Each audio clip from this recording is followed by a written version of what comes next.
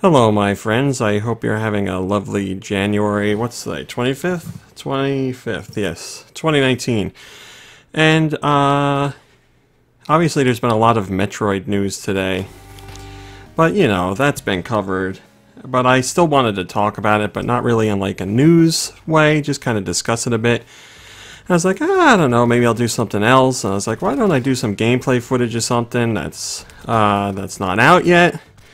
So I was like, why don't I do both? So, we're checking out Downwell on the Switch, which I believe comes out the 31st of this month. And if you haven't played Downwell, it's a fantastic game, super addictive. It was out on mobile devices a while ago, and I actually picked it up when it first launched on mobile because I was really excited for it. And well, it's a known fact, so I don't want to say little known fact, but the developer of this game actually worked for Nintendo for a little while after he created this game. Then he left because he was like, I kind of want to go back to making my own things, blah, blah, blah. So let's check out some Downwell footage while we, well, not we, the royal we, talk about what's going on with Metroid today.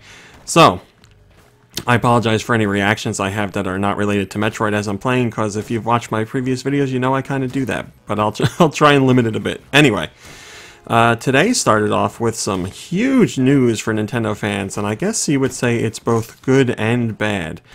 Nintendo announced that Metroid Prime 4, as far as it was in development, has been cancelled.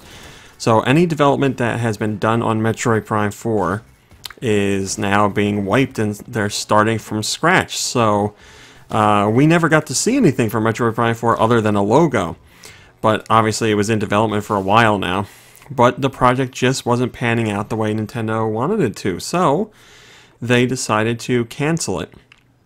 But the good news is Metroid Prime 4 is still going to be a thing. It is still coming out on the Switch, as far as we know. They didn't say there's any changes there. Obviously it's going to take a bit more time now. But they said now the developer is going to be Retro, which is the developer we know from all the other all the other main Metroid Prime games. So, like I said, bad news that the game, excuse me, was canceled.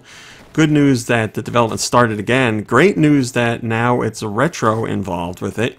And now we just have to start the waiting process all over again, which really sucks.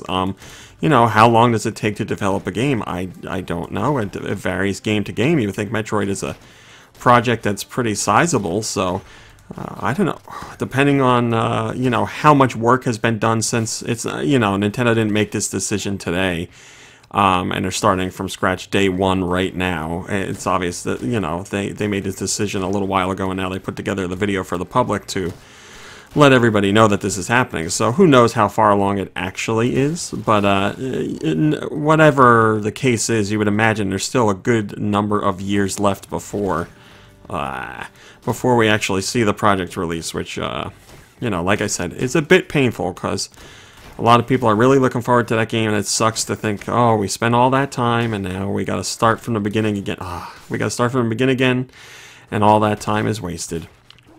But that's the case. So, here's the really interesting thing about it. When you think of, like, projects that Nintendo's done over the years, games, oh no! And I've been covering Nintendo for quite a long time. I can't really think of a circumstance that's come up that's like this. Where Nintendo came out and said, like, listen, the way things were going weren't working, we're starting over again, and we apologize for the delay, but the project's coming. I can't think of really any time I've ever seen Nintendo do anything like this. It's obvious that throughout the years there's been projects that they have that didn't pan out, and they canceled them or shelved them for a later date and all that good stuff. But nothing to this degree, really. And I give Nintendo a ton of credit because they didn't have to say a damn thing. They could have said, like, you know, as time, obviously, time would go on, and fans would be like, what the hell? How have we not seen anything from Metroid yet? Or how is Metroid Prime 4 not out yet? And Nintendo could have just said, like, development continues, it's taking longer than we expected, and that's it. That's all that they needed to do, because they, you know, they don't have to say anything. So, but they came out with a video and were like, listen, here's exactly what's going on. The project wasn't working out. We're starting development over, and Retro is going to be involved now. Which is, I really, there's a lot of things that Nintendo does that are questionable. There's a lot of things Nintendo does that I really like and appreciate. But this is just, I really respect it. I think it's a really classy, respectful move, and it goes to show how much Nintendo really does care about fans. I know Nintendo makes some crazy decisions from time to time, but this really goes to show that they really respect the fans, and they're not going to try and hide what's going on. They're going to come right out and address it. Who knows, maybe they wanted to do it to get out ahead of any, you know, leaked information that comes out. That could be the motivation too. But, you know, that's not usually a move that Nintendo ever makes. They don't really do that stuff. And they don't comment on rumors or speculation until they're ready to say whatever they've, you know, put together, the approved statement by the president and all that good stuff. So it's just very surprising to be Nintendo, to see Nintendo be this completely open about it. It's pretty crazy, but yeah, I really do respect it. I'm sorry that they're going through this situation. But besides the delay, and obviously, you know, a few years down the road, we could see, like, after Metroid Prime 4 releases, you know, somebody will be like, here's leaked footage of what Metroid Prime 4 was originally going to be. You know, that stuff's going to happen. But now we just wait, I guess. We just wait, and hopefully the project turns out great. But yeah, Retro working on it is something for fans to be really excited about, because the trilogy is a set of really fantastic games, and Prime took Samus from 2D into 3D and did it in a really risky way for the franchise, but it panned out. So it's really cool. So anyway, that's the facts, that Retro's working on it. The original idea is being shelved pretty much, and they're start from scratch. That's all the official information. Then we have the rumored information, which comes from, I forget the guy's name, but it's a Game Informer editor, so, you know, it's not just like Joe Schmo or some internet random guy. Somebody who obviously has industry contacts.